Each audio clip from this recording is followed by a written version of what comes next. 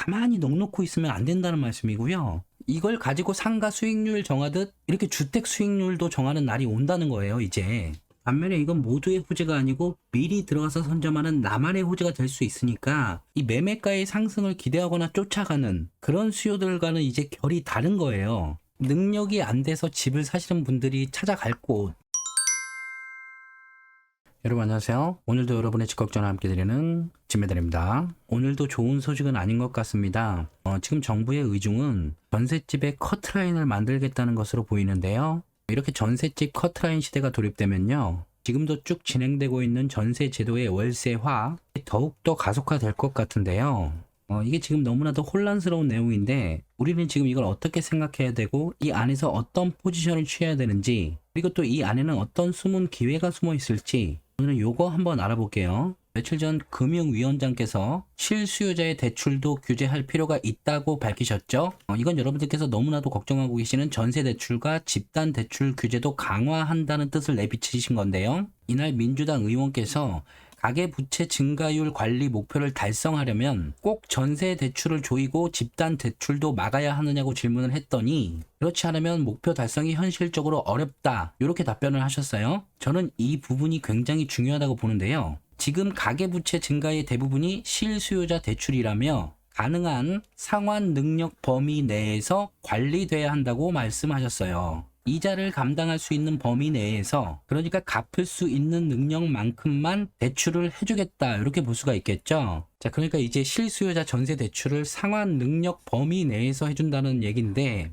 이게 너무 중요한 얘기인 게 정부에서 당신의 거주 지역을 딱 정해주겠다, 이런 말이거든요. 우리가 자동차를 현금을 다 주고 사진 않죠. 보통 할부를 주고 사잖아요. 이 할부 상환 능력에 따라서 너는 A라는 좋은 차 타, 너는 B라는 좋은 차 타, 이런 것과 같은 맥락이란 말씀인 거고, 그러면 이제 여러분들께서는 여러분들의 의지대로 거주지를 정하는 것이 아니고 정부가 정해주는 상황 능력대로 거주지를 정하는 날이 올 수도 있다는 말이에요. 제가 여러분들께 어떤 영상을 만들 때는 혼자 이런 생각을 하면서 이게 그림을 그려요. 혼자. 그림이 보이실지 모르겠는데요. 지금 이렇게 집을 두 채 갖고 있는 다주택자는 한 채는 자기가 거주하고 한 채는 이렇게 세입자에게 전세든 월세든 임대를 줬을 텐데 이 세입자도 지금 어딘가에 집 주인이에요. 그럼 이 집에도 세입자가 있겠죠. 이 세입자도 또 어디 집 주인이고 여기도 세입자가 있을 거고, 이게 지금 너무 얽혀 있단 말이에요. 지금 이렇게 정부의 잘못된 규제로 인해서 실수요자들의 전월세 시장이 이렇게 많이 꼬여 있는데 이 상황에서 어설픈 전세 대출 규제를 하게 되면 엄청난 혼란이 가중될 수밖에 없고, 근본적인 원인을 해결하지 않은 상태이기 때문에 결과적으로 전월세 가격이 올라가는 건 똑같은데 여기서 이만큼 오를게, 여기서 요만큼 오르고, 여기서 이만큼 오를게, 여기서 이만큼 오르고, 그럼 똑같은 10%가 오르더라도 5억짜리가 이렇게 올라서 5억 5천이 되는 거랑 1억짜리가 이렇게 올라서 1억 1천이 되는 거랑 오르는 거는 똑같지만 저렴한 지역으로 수요가 이동하면서 오르기 때문에 절대적인 가격은 떨어지는, 이렇게 절대적인 가격이 떨어지기 때문에 대출 총량도 떨어지는, 제가 아무리 생각해봐도 결국에는 이걸 원하는 게 아닐까, 이런 생각밖에 안 들었는데요. 어쨌든 수요는 원하든 원하지 않든 상환 능력에 따라서 이렇게 이동을 할 수밖에 없는 피해를 입게 되는 거고요. 이렇게 끊어서 만약에 여기가 상단이라 그러면 누구나 가고 싶은 상위 입지라고 한다면요, 여기는 전세도 받쳐주고 월세도 받쳐주기 때문에 상대적으로 좋은 입지의 수요들은 더 몰리는 거는 똑같은데 이걸 눈에 보이지 않는 길을 이렇게 만들어서 능력 있는 분들은 이쪽으로 가시고 능력 없는 분들은 이쪽으로 가시고, 결국 이런 규제들을 만든 사람들은 이쪽에 있을 텐데, 그러니까 자기들은 여기에 다 들어오고 문을 이렇게 딱 닫아버리는, 이렇게 문을 철통같이 딱 닫아버리고 계속 어떤 규제들로 이 문들을 더 강화시킨 다음에 이제 더 이상 상환 능력이 없으신 분들은 요 문을 넘어갈 수가 없는 상황을 만들어 놓고서는 수요는 계속 들어올 텐데, 이렇게 들어오는 수요들마저 상환 능력이 있는 분들로 제한을 해버리니까 여기를 이렇게 지탱해주는 전세가 월세가까지 더욱더 견고해지는, 요건 아주 좋은 입지를 더욱더 우월하게 만들어주는 그런 대단한 결정이에요, 이게. 그리고 이게 또 너무너무 안타까운 건 지금 이렇게 나누면 여기가 상위 입지지만 이 안에서도 상하가 구분이 될 거고, 이렇게 지역별로 상단과 하단이 어쩔 수 없이 나눠지고 있을 텐데요. 여기서 이렇게 하단에 머물러 계시는 분들, 그리고 이렇게 내려와서 자금에 부딪혀서 계속 거주지를 옮겨 가시는 분들은 지금 전세 매물이 없어지고 전세 가격도 올라가고, 아니면 지금 내가 세입자에게 전세금을 빼줄 돈이 없다 보니까 오히려 세입자분들이 주인에게 더 월세로 바꿔달라는 이런 말을, 지금 이런 말을 하고 있는 상황이 벌어지고 있단 말이에요. 제가 예전에 영상에서 월세와 전세가 있으면 당연히 전세 살고 싶어 하지 누가 월세를 살고 싶어 하겠어요? 이렇게 말씀드린 기억이 있는데, 지금은 정부 규제에 부딪혀서 어쩔 수 없이 세입자가 월세를 구하러 다니고 있는 상황이고, 이렇게 월세 수요가 늘어나고 있다 보니까 월세 가격도 올라가고 있는 상황이잖아요. 안 그래도 지금 이렇게 월세로 전향되는 속도가 빨라지고 있는데, 여기에 기름을 퍼 부시고 이걸 더 견고하게 정착시킬 생각인 것 같으니까 우리 여러분들께서도 빨리 이걸 대비하시라는 말씀이고요. 어차피 상환 능력이 안 되시는 분들은 어떤 다른 경로를 찾으셔서 이자 부담이 커지느니 현재적인 판단으로 월세로 전향을 하셔서 미리 거주 안정성을 확보하실 확률이 크고요. 이게 아니더라도 지금 자영업자분들께서 너무 힘들고 하시잖아요. 대출로 대출을 갖고 있는데 이게 언젠가는 목돈이 필요할 날이 오실 거란 말이에요. 그럼 이분들이 목돈 마련을 위해서 어쩔 수 없이 이렇게 월세로, 어쩔 수 없는 선택으로 이렇게 월세로 가시게 될 것 같고요. 이 영상을 보시는 분들께서 가장 귀를 기울이셔야 되는 얘기인데, 이제 전 국민 성인 중에 거의 50% 이상은 부동산 공부를 많이 하셨단 말이죠. 내가 월세 부담은 좀 올라가지만 요 상단에서는 상대적으로 상한 능력이 있는 분들이 전세를 받쳐주거나 전세를 올려줄 거기 때문에 오히려 내 집을 빨리 월세로 전향하고 전세를 낀 갭 투자로 다시 돌아설 가능성, 이렇게 수익을 만들 가능성, 제가 영상에서 여러분들께 가장 말씀드리고 싶은 건 이런 가능성이고요. 여러분들에게 하나의 기회가 될 수 있는 거고, 지난 영상에서도 말씀드렸듯이 금리 인상이나 뭐 경제 위기 같은 거는 이런 상황이 악재라 그러면 나만의 악재가 아니고 모두의 악재잖아요.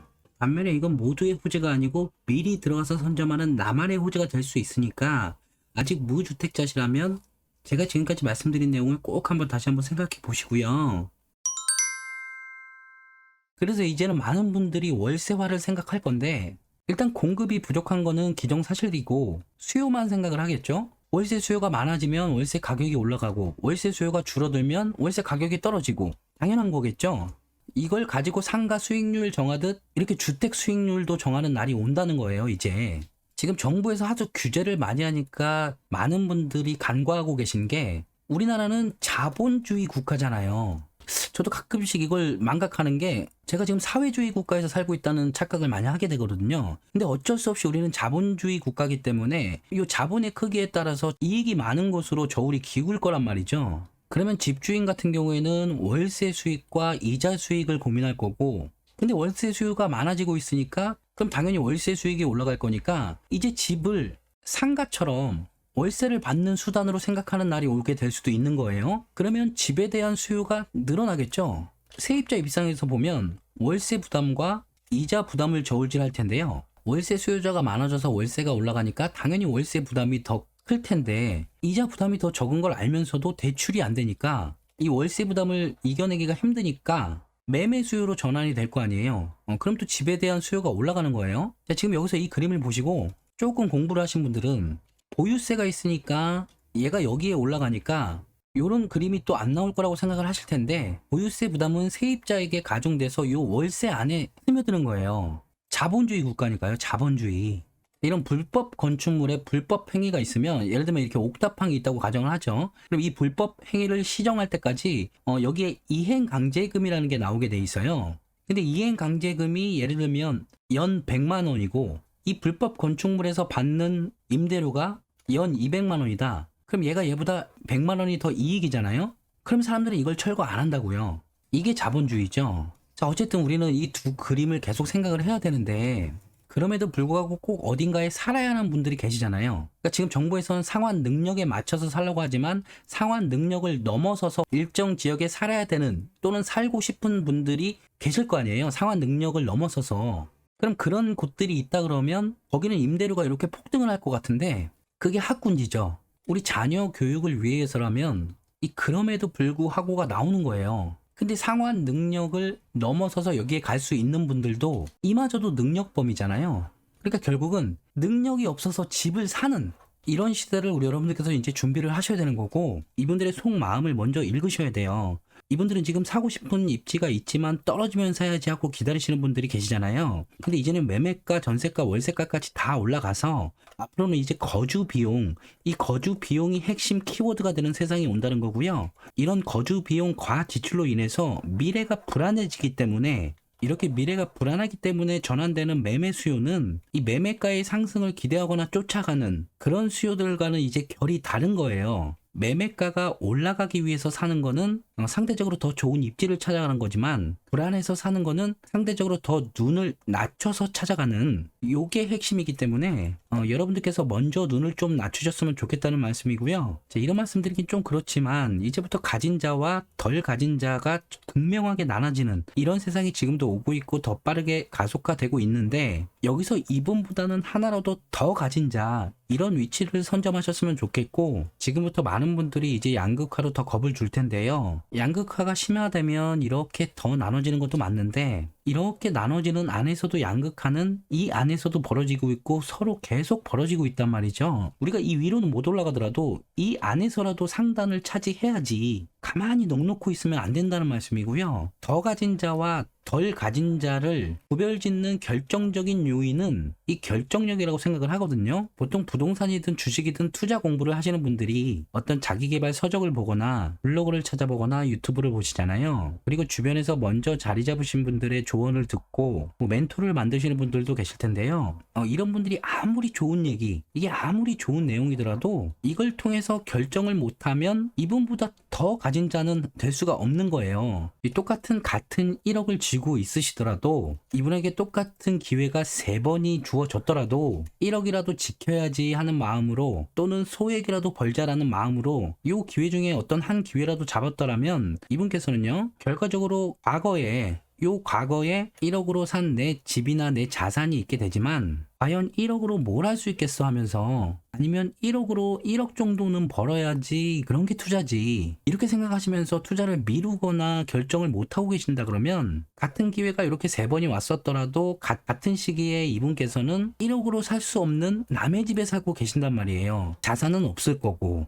양극화가 심화되고 있는 건 맞는데 계속 양극화만 걱정하셔서 지금 당장은 능력이 좀 부족한데 상단에만 올라갈 생각을 하지 마시고, 이 안에서라도 최소 지하는 뚫고 내려가는 선택은 하지 말아야 될 거니까, 여러분들에게 지금부터 어떤 기회가 올지 모르지만 이 결정을 하실 수 있는 공부를, 이런 준비를, 이런 걸 좀 미리 좀 하셨으면 어떨까, 감히 이렇게 한번 말씀드려보고 싶고요. 이 능력 범위란 말에 주목을 하셔야 될 게, 능력이 안 돼서 집을 사시는 분들이 찾아갈 곳, 저가주택, 소형주택, 대체주택,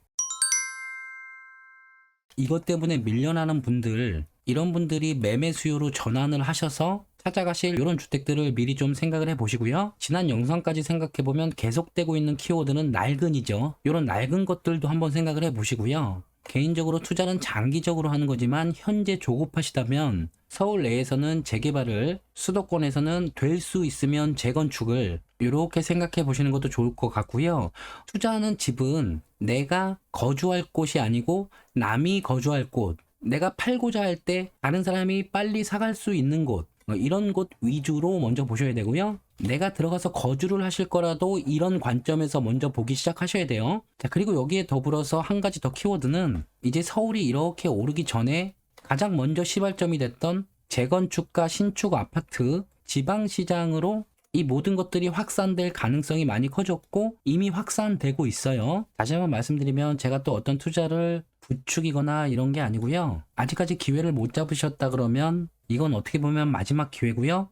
이것도 어떻게 보면 마지막 기회예요. 내가 월세로 거주하는 비용이 월 60만 원인데 월세 70만 원이 끼어있는 주택을 매수하신다면 이분은 60만 원은 지출하지만 수익은 차익인 10만 원이 되는 거잖아요. 이제 많은 분들이 이런 생각을 할 것 같은데, 제가 여러분들께 말씀드리는 지금 시점부터 이게 대중화 될 때까지는 얼마나 긴 시간이 걸릴지, 바로 이렇게 패러다임이 바뀔지 그건 제가 모르겠지만, 이렇게 될 가능성이 큰 상황에서 현금만 쥐고 계시는 거는 정말 위험한 거라고 다시 한번 말씀드리면서, 여러분의 거주 지역은 여러분이 정하시는 그런 세상을 바라면서 무거운 마음으로 오늘도 마칠게요.